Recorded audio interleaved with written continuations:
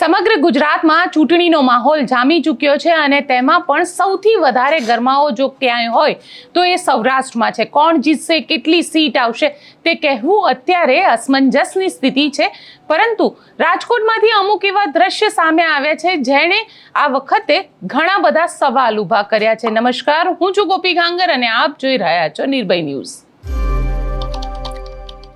આ વિરોધની વચ્ચે હવે બે દ્રશ્ય સામે આવી રહ્યા છે, જેમાંથી એક દ્રશ્ય છે પૂર્વ ધારાસભ્ય રમેશ રૂપાપરાના.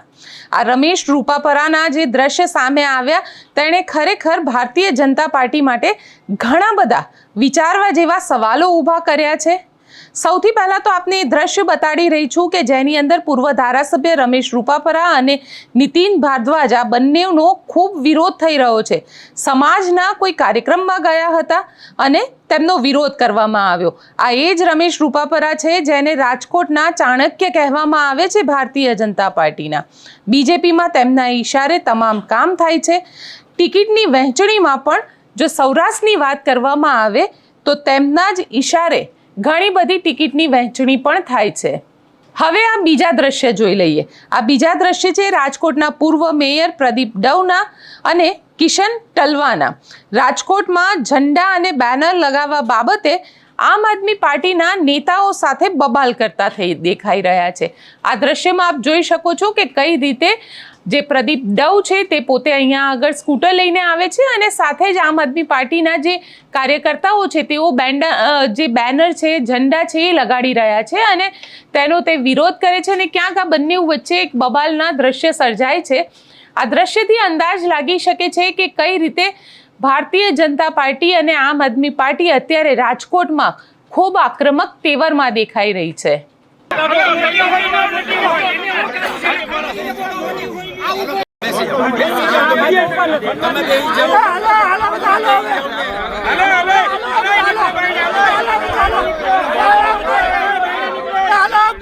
નીકળી જાય આ તો પણ કાંઈ વાંધો કાઢી લે છે ને મારવા લાવ ના ભાઈ ના ભાઈ તમે તમારી કરી હું મારી તમે મેં કીધું કે એકવાર વાત કરી જોજે, બાકી માં કઈ વાંધો જ નથી. જાહેરમાં મારવાના જ ન હોય તો તમે શું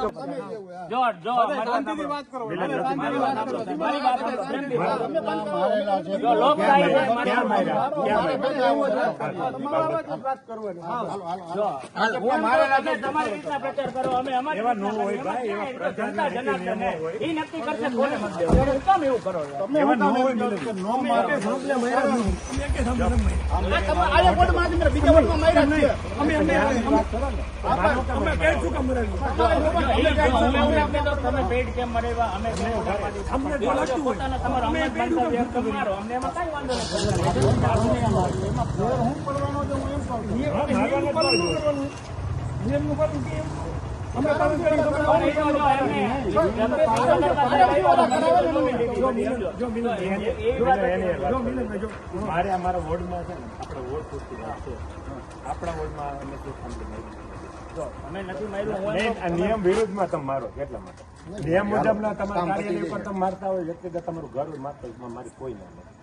બરાબર, આપના ઝંડા મારેલા જ છે ને, માર્યા જ હોય.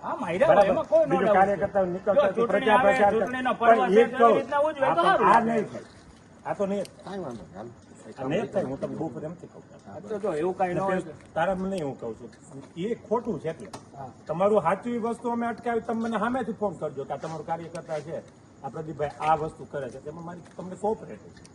પણ જે નથી થઈ શકતું નિયમમાં એ વસ્તુ કઈ રીતે માં લાવી અમે હું કામ ચાર્જ છું ઉભા